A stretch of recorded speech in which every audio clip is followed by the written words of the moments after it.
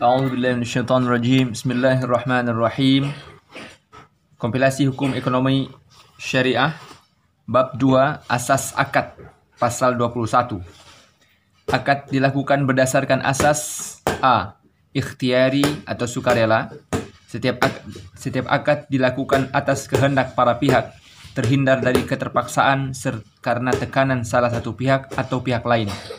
B. Amanah atau mendapati janji.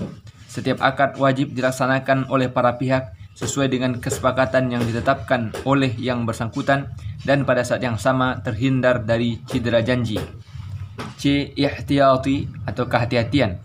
Setiap akad dilakukan dengan pertimbangan yang matang dan dilaksanakan secara tepat dan cermat. D. Luzum atau tidak berubah. Setiap akad dilakukan dengan tujuan yang jelas dan perhitungan yang cermat sehingga terhindar dari praktik spekulasi atau maisir. E. Saling menguntungkan.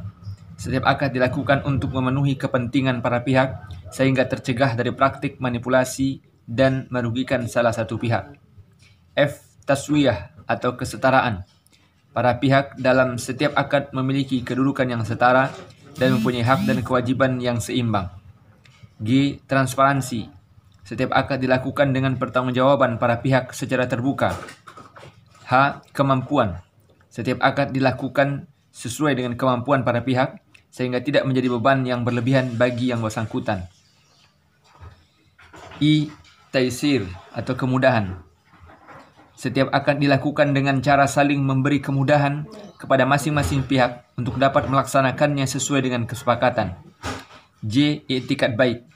Akad dilakukan dalam rangka menegakkan kemaslahatan, tidak mengandung unsur jebakan dan perbuatan buruk lainnya. K. Sebab yang halal. Tidak bertentangan dengan hukum, tidak dilarang oleh hukum, dan tidak haram. Bab 3. Rukun, syarat, kategori hukum, aib, akibat, dan penafsiran akad. Bagian pertama, rukun dan syarat akad. Pasal 22. Rukun akad terdiri atas A. Pihak-pihak yang berakad. B. Objek akad. C. Tujuan pokok akad. Dan D. Kesepakatan. Pasal 23. Pihak-pihak yang berakad adalah orang, persekutuan atau badan usaha yang memiliki kecakapan dalam melakukan perbuatan hukum. Pasal 24. Objek akad adalah amwal atau jasa yang dihalalkan yang dibutuhkan oleh masing-masing pihak. Pasal 25. Akad bertujuan untuk memenuhi kebutuhan hidup dan pengembangan usaha masing-masing pihak yang mengadakan akad. Bagian kedua, kategori hukum akad. Pasal 26. Akad tidak sah apabila bertentangan dengan A. Syariat Islam. B. Peraturan perundang-undangan. C. Ketertiban hukum. Dan atau D. Kesusilaan. Pasal 27. Hukum akad terbagi ke dalam 3 kategori, yaitu A. Akad yang sah. B. Akad yang fasad atau dapat dibatalkan. C. Akad yang batal atau batal demi hukum. Pasal 28 ayat 1. Akad yang sah adalah akad yang terpenuhi rukun dan syarat-syaratnya. Ayat 2. Akad yang fasad adalah akad yang terpenuhi rukun dan syarat-syaratnya, tetapi terdapat segi atau hal lain yang merusak akad tersebut karena pertimbangan maslahat. 3. Akad yang batal adalah akad yang kurang rukun dan atau syarat-syaratnya. Bagian ketiga, aib kesepakatan. Pasal 29. Akad yang sah sebagaimana dimaksud dalam pasal 28 ayat 1 adalah akad yang disepakati dalam perjanjian, tidak mengandung unsur ghalat atau khilaf, tidak dilakukan di bawah ikrah atau paksaan, taghrir atau tipuan, dan ghubn atau penyamaran. Pasal 30. Kekhilafan tidak mengakibatkan batalnya suatu akad kecuali kekhilafan itu terjadi mengenai hakikat yang menjadi pokok perjanjian. Pasal 31. Paksaan adalah mendorong seseorang melakukan sesuatu yang tidak diridhoinya dan tidak merupakan pilihan bebasnya. Pasal 32. Paksaan dapat menyebabkan batalnya akad apabila A. Pemaksa mampu untuk melaksanakannya. B. Pihak yang dipaksa memiliki persangkaan kuat bahwa pemaksa akan segera melaksanakan apa yang diancamkannya apabila tidak memenuhi perintah pemaksa tersebut. C. yang diancamkan menekan dengan berat jiwa orang yang diancam. Hal ini tergantung kepada orang per orang. D. Ancaman akan dilaksanakan secara serta-merta. E. Paksaan bersifat melawan hukum. Pasal 33. Penipuan adalah mempengaruhi pihak lain dengan tipu daya untuk membentuk akad berdasarkan bahwa akad tersebut untuk kemaslahatannya, tetapi dalam kenyataannya sebaliknya. Pasal 34. Penipuan merupakan alasan pembatalan suatu akad apabila tipu muslihat yang dipakai oleh salah satu pihak adalah sedemikian rupa hingga terang dan nyata bahwa pihak yang lain tidak membuat akad itu jika tidak dilakukan tipu muslihat. Pasal 35. Penyamaran adalah keadaan di mana tidak ada kesetaraan antara prestasi dengan imbalan prestasi dalam suatu akad. Bagian keempat, ingkar janji. Pasal 36. Pihak dapat dianggap melakukan ingkar janji apabila karena kesalahannya A. Tidak melakukan apa yang dijanjikan untuk melakukannya, B. Melaksanakan apa yang dijanjikannya tetapi tidak sebagaimana dijanjikan, C. Melakukan apa yang dijanjikannya tetapi terlambat, atau D. Melakukan sesuatu yang menurut perjanjian tidak boleh dilakukan.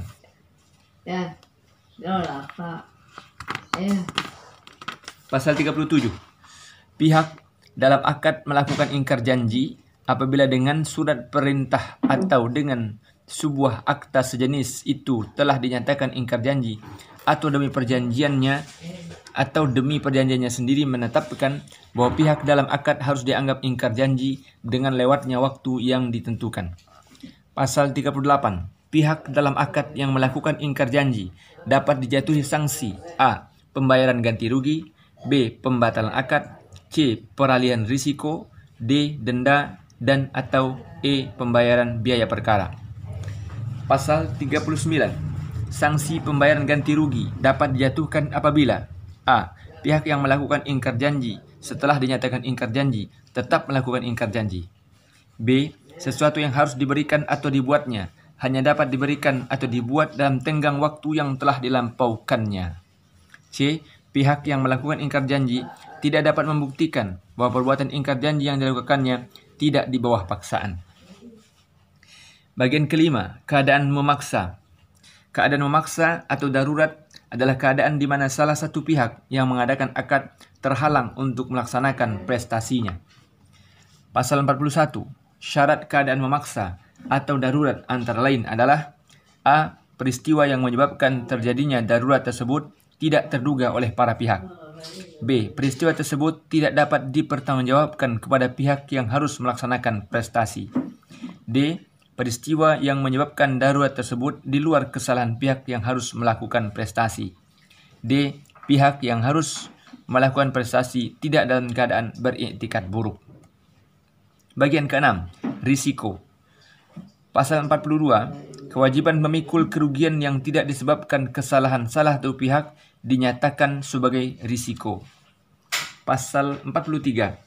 1. Kewajiban menanggung kerugian yang disebabkan oleh kejadian di luar kesalahan salah satu pihak dalam akad dalam perjanjian sepihak dipikul oleh pihak peminjam. 2. Kewajiban menanggung kerugian yang disebabkan oleh kejadian di luar kesalahan salah satu pihak dalam perjanjian timbal balik dipikul oleh pihak yang meminjamkan. Bagian ketujuh, akibat akad. Pasal 44. Semua akad yang dibentuk secara sah berlaku sebagai nas syariah bagi mereka yang mengadakan akad. Pasal 45.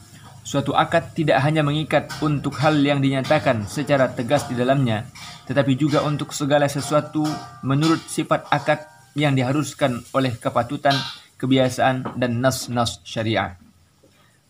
Pasal 46. Suatu akad hanya berlaku antara pihak-pihak yang mengadakan akad. Pasal 47. Suatu akad dapat dibatalkan oleh pihak yang berpiutang jika pihak yang berutang terbukti melakukan perbuatan yang merugikan pihak yang berpiutang. Bagian ke-8, penafsiran akad. Pasal 48, pelaksanaan akad atau hasil akhir akad harus sesuai dengan maksud dan tujuan akad, bukan hanya pada kata dan kalimat. Pasal 49. 1. Pada prinsipnya, akad harus diartikan dengan pengertian aslinya, bukan dengan pengertian kiasannya. B. Apabila teks suatu akad sudah jelas, maka tidak perlu ada penafsiran. Pasal 50. Melaksanakan suatu kalimat dalam akad lebih diutamakan daripada tidak melaksanakan kalimat tersebut. Pasal 51. Apabila arti tersurat tidak dapat diterapkan, maka dapat digunakan arti yang tersirat. Pasal 52. Jika suatu kata tidak dapat dipahami, baik secara tersurat maupun tersirat, maka kata tersebut diabaikan. Pasal 53. Menyebutkan bagian dari benda yang tidak dapat dibagi-bagi, berarti menyebutkan keseluruhannya. Pasal 54. Kata yang pengertiannya tidak dibatasi, diterapkan apa adanya, sepanjang tidak terbukti ketentuan syariah atau hasil pemahaman yang mendalam membatasinya. Pasal 55. Jika suatu akad dapat diberikan dua macam pengertian, maka harus dipilih pengertian yang memungkinkan akad itu dilaksanakan daripada memberikan pengertian yang tidak memungkinkan suatu pelaksanaan. Bab 4. Bai'. Bagian pertama, unsur bai'. Pasal 56. Unsur bai' terdiri atas A. Pihak-pihak, B. Objek, dan C. Kesepakatan. Pasal 57. Pihak-pihak yang terikat dalam perjanjian jual-beli terdiri atas penjual, pembeli, dan pihak lain yang terlibat dalam perjanjian tersebut. Pasal 58. Objek jual-beli terdiri atas benda yang berwujud maupun yang tidak berwujud, yang bergerak maupun tidak bergerak, dan yang terdaftar maupun yang tidak terdaftar. Pasal 59. 1. Kesepakatan dapat dilakukan dengan tulisan, lisan, dan isyarat. B. Kesepakatan sebagaimana dimaksud dalam ayat 1 memiliki makna hukum yang sama. Pasal 60. Kesepakatan dilakukan untuk memenuhi kebutuhan dan harapan masing-masing pihak, baik kebutuhan hidup maupun pengembangan usaha. Pasal 61. Ketika terjadi perubahan akad jual-beli akibat perubahan harga, maka akad terakhir yang dinyatakan berlaku. Bagian kedua, kesepakatan penjual dan pembeli. Pasal 62. Penjual dan pembeli wajib menyepakati nilai objek jual-beli yang diwujudkan dalam harga. Pasal 63. 1. Penjual wajib menyerahkan objek jual beli sesuai dengan harga yang telah disepakati. 2. Pembeli wajib menyerahkan uang atau benda yang setara nilainya dengan objek jual beli. Pasal 64. Jual beli terjadi dan mengikat ketika objek jual beli diterima pembeli sekalipun tidak dinyatakan secara langsung. Pasal 65.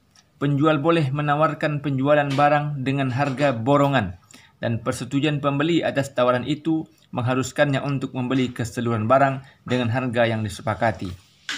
Pasal 66. Pembeli tidak boleh memilah-milah benda dagangan yang diperjualbelikan dengan cara borongan dengan maksud membeli sebagiannya saja. Pasal 67. Penjual dibolehkan menawarkan beberapa jenis barang dagangan secara terpisah dengan harga yang berbeda. Bagian ketiga, tempat dan syarat pelaksanaan bai'. Tempat jual beli adalah tempat pertemuan pihak-pihak dalam melaksanakan akad jual beli. Pasal 69, penjual dan pembeli mempunyai hak khiyar atau pilih selama berada di tempat jual beli sejak ijab dilakukan hingga berakhirnya pertemuan tersebut. Pasal 70, ijab menjadi batal jika salah satu pihak menunjukkan ketidaksungguhan dalam mengungkapkan ijab dan qabul, baik dalam perkataan maupun perbuatan, sehingga tidak ada alasan untuk melanjutkan jual beli. Pasal 71, ijab dianggap batal apabila penjual menarik kembali pernyataan ijab sebelum pembeli mengucapkan pernyataan qabul. Pasal 72, perubahan ijab sebelum qabul membatalkan ijab tersebut. Alhamdulillahirabbil alamin.